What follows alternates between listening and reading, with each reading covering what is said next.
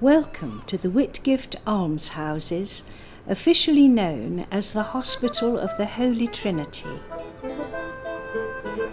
Thousands of people pass the building on the corner of George Street and North End in the centre of Croydon, but do not know about the community of elderly residents who occupy the flats inside. The almshouses were founded by John Whitgift, who was Archbishop of Canterbury in the time of Queen Elizabeth I, and built between 1596 and 1599 with local bricks and tiles. In the 16th century, there was widespread poverty in England, to which Whitgift himself responded, as he had great concern for the poor and needy. Following Whitgift's wishes, made over 400 years ago, residents should come from Croydon, Kent or Lambeth, be over 60, members of the Church of England, and be able to live independent lives while still willing to share in many of the communal activities.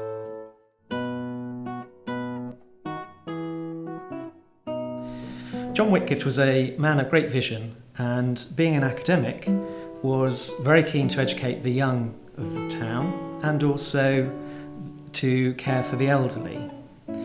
Now, when he travelled from Lambeth through to Canterbury, he would spend quite a bit of his time in Croydon and enjoyed spending time with the people of the town.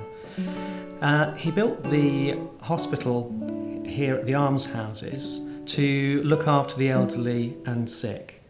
And that's very much continued now, 400 years on, and we're looking after over 100 residents here at the almshouses, at Whitgift House and at Wilhelmina House up in the Park Hill estate of Croydon.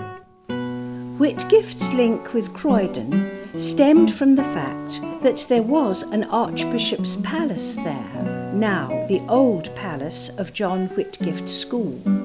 Archbishop Whitgift had long associations with Cambridge, including being Master of Trinity College, and this influenced his quadrangle design for the Hospital of the Holy Trinity.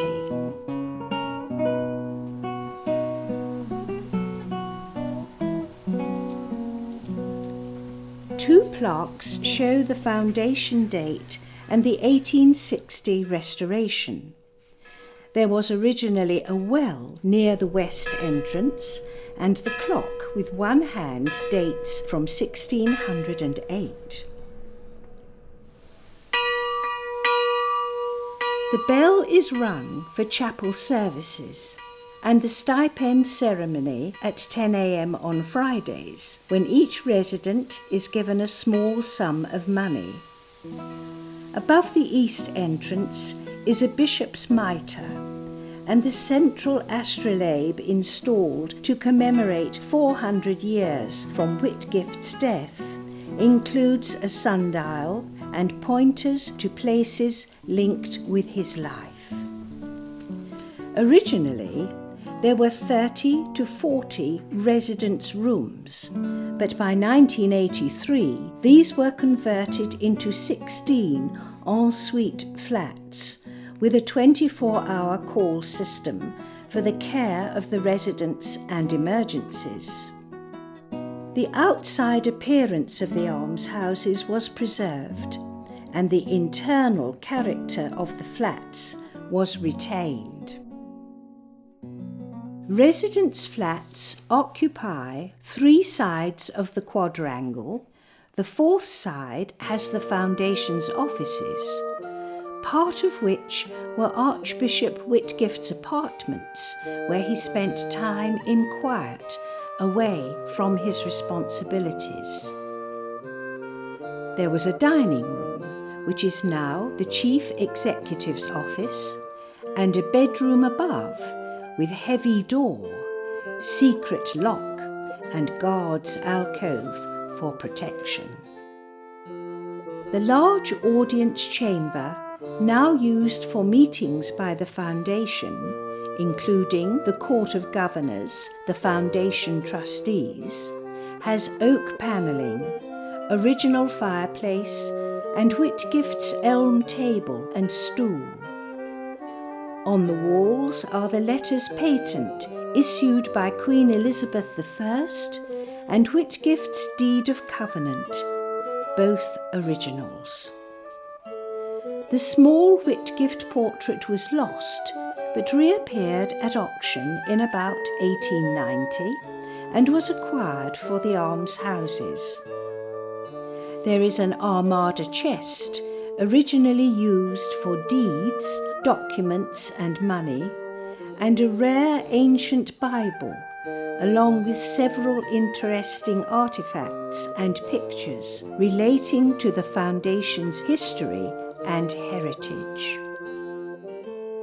The swan sign came from the adjacent 15th century Swan Inn, demolished in approximately 1889, and used to board boys from the school, which Whitgift founded in George Street. The Victorian school buildings, which stood on the site of the present Whitgift Centre, were demolished in 1965.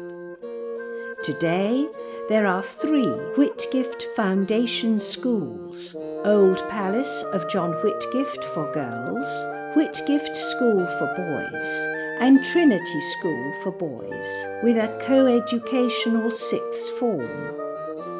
All are supported by generous bursaries and scholarships made available by the Foundation.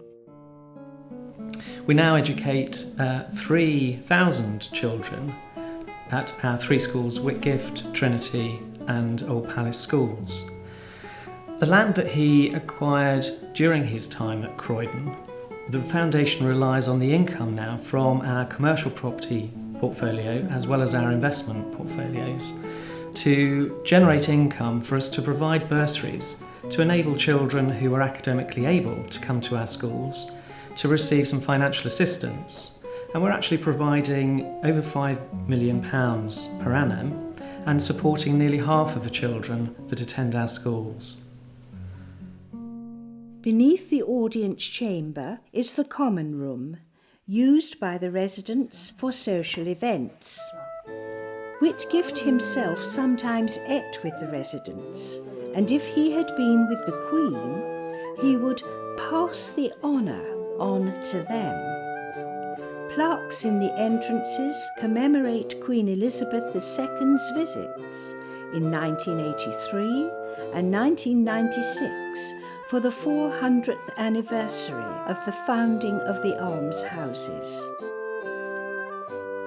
The common room has an original fireplace with John Whitgift's initials IW, the Latin form, a Sanctus bell dated 1753, which once hung in the tower, and 2 paintings of the almshouses dated about 1900.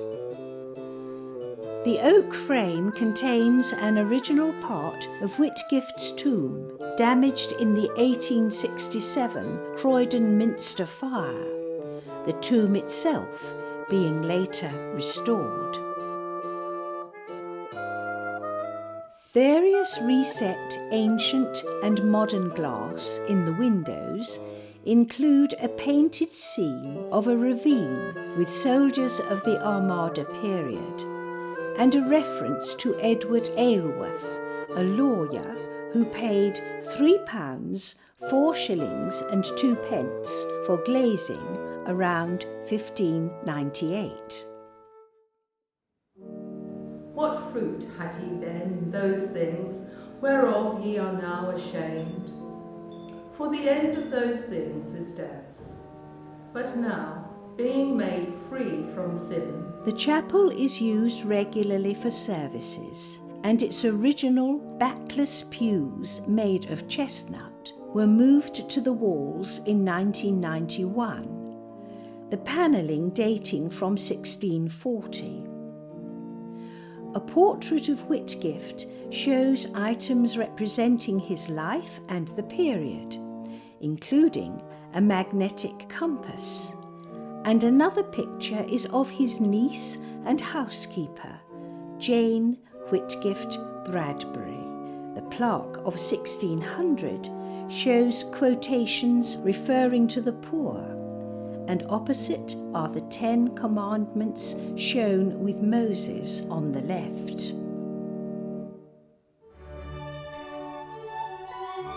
When the blue door, dated 1836, facing North End is closed, the residents can access it by the small door in the centre, known as the cat flap.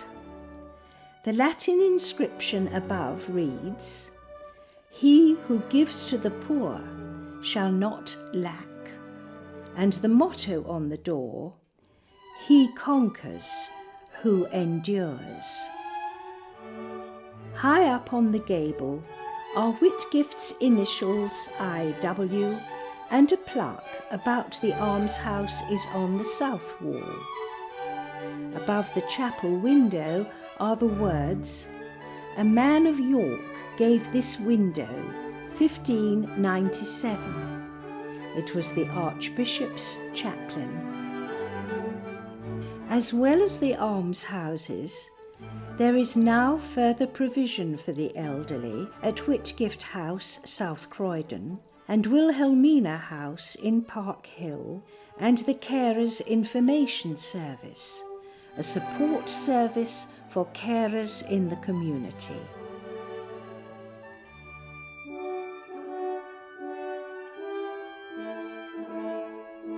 Whitgift's vision continues 400 years on in providing care for the elderly and education for the young.